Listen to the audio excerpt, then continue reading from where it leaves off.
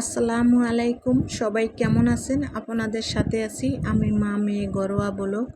দূরে এবং কাছে আমার প্রাণপ্রিয় ভাই ও বোনেরা, আপুরা, বন্ধুরা যে যেখানে আছেন, আশা করি সবাই ভালো আছেন, সুস্থ আছেন এবং নিরাপদে আছেন। আপনাদের ছোট বড় সবার দোয়া এবং ভালোবাসা আলহামদুলিল্লাহ আমিও আমার ফ্যামিলির সবাইকে নিয়ে ভালো আছি। আজকে একটা ভিডিও নিয়ে এসেছি। ভিডিওটা হলো কি জানেন, লোভের সয় না আর মনে মানে না, তাই একটা ভিডিও নিয়ে এসেছি। আর দেখেন, আজকে যা যাই কিনতে গেলাম, কি কিনবো বলেন? কিনতে গেলে মাথায় বাস, মানুষের বাস হাতে লয়, আমার মাথায় লইছি আজকে বাস। দেখেন, যা কিনতে যাই তারই অনেক দাম, অনেক দাম। আর এগুলা নিত্য প্রয়োজনীয় জিনিস, না কিনলেও হয় না। কেমন? যেমন দেখেন যে খাবার না কিনলে তো হয় না, খাবো কই থেকে, তাই না? তাই আসলে আজকে যখন হসপিটালে গিয়েছিলাম, হসপিটাল থেকে আসার পথে তারপরে কি করলাম যে এগুলা কিনে নিয়ে আসলাম। ডক্টরেরও টাকা দিতে হবে, নিজেরও খাইতে হবে, না খাইলে তো হবে না। দেখেন, ডক্টরের টাকা তো নেয়, তারপরে আমারে কিভাবে বাস দেয়, এটাও দেখেন। তাই আশা করি আমার বন্ধুরা সবাই আমার সাথে থাকবেন। সাথে থাকলে ফুল ভিডিওতে সব কিছু বিস্তারিত কথা জানতে পারবেন, যে বাসটা কোথায় থেকে আসলো, বাসের কথাটা কোথায় থেকে আসলো, আর বাসটা কোথায় থেকে আসলো। এই যে নিত্য প্রয়োজনীয় জিনিসের এগুলা, দুধ তো নিত্য প্রয়োজনীয় লাগে।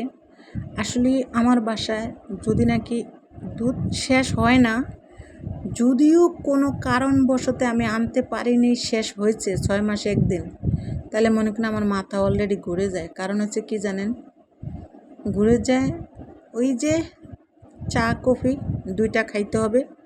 আর আমার বাসায় দুধ কিন্তু এমনিতে খাওয়া হয় না, কোনো ভাত দিয়েও খাওয়া হয় না, বা দুধ গ্লাসও করে খাওয়া হয় না। দুধ দিয়ে যেমন একটা যে কোনো পায়েস রান্না করি, সেমাই রান্না করি, আর বেশিরভাগ কফি আর চা, এই দুইটা। আর দেখেন, সাবান তো নিত্য প্রয়োজনীয়, সাবান নিত্যদিন সাবান তো লাগবেই, তাই না? সাবান না দিলে তো গোসল হবে না, মানে গোসল হবে কিন্তু ভালো লাগবে না, তাই আর কি। আর এই যে দেখেন,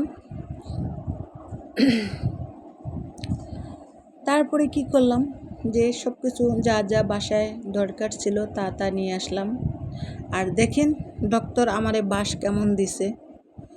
হয়তো সপ্তাহে 15 দিনে একদিন শরবত খাইলে খেতাম, না খাইলে নাই। আর এখন রোজ আমার রাত্রে শোয়ার মাঝখানেও আমার 3 গ্লাস শরবত খাইতে হয়। আর সারাদিন সকালে ঘুম থেকে উইটা খালি পেটে আগে আমার শরবতটা খাইতে হয়, ট্যাং দিয়ে শরবতটা খাইতে হয়। তাই যেমন এখন আমার ডাক্তারে বাস দিয়ে দিল, এই তো এটা 2 কেজি 1800 টাকা দিয়ে কিনলাম।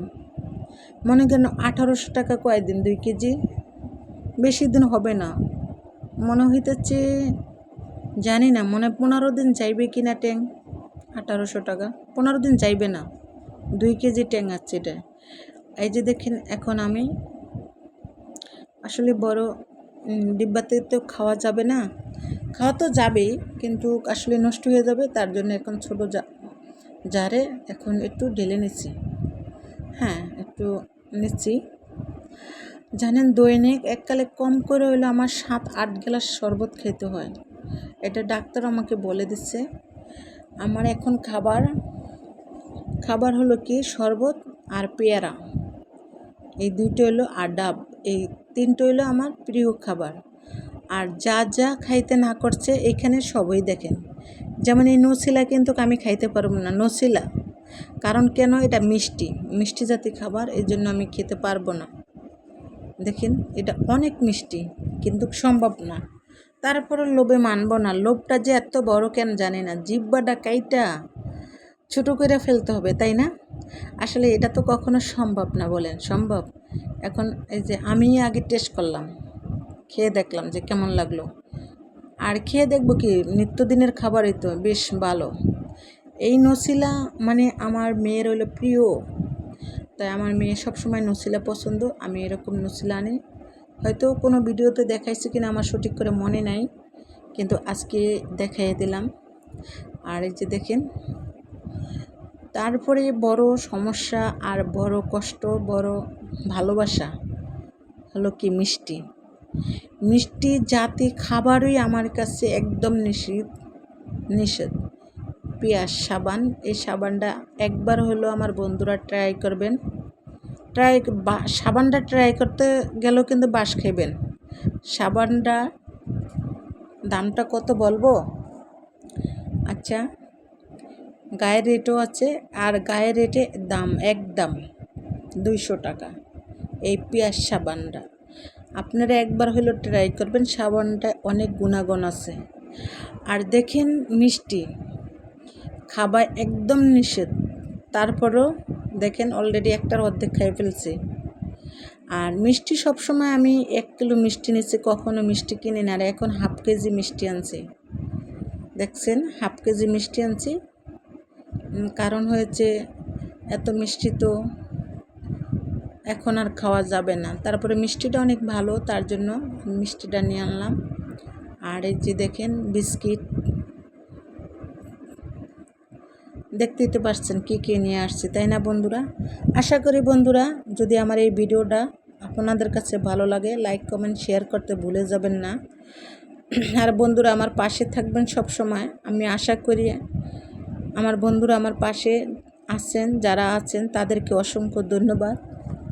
আর যারা না আছেন তারা চলে আসেন, তাই না বন্ধুরা? আসলে আমার কথা যদি আপনাদের কাছে ভালো লাগে তাহলে লাইক কমেন্ট শেয়ার করতে ভুলে যাবেন না। তাই সবাই ভালো থাকবেন, সুস্থ থাকবেন। আল্লাহ হাফেজ।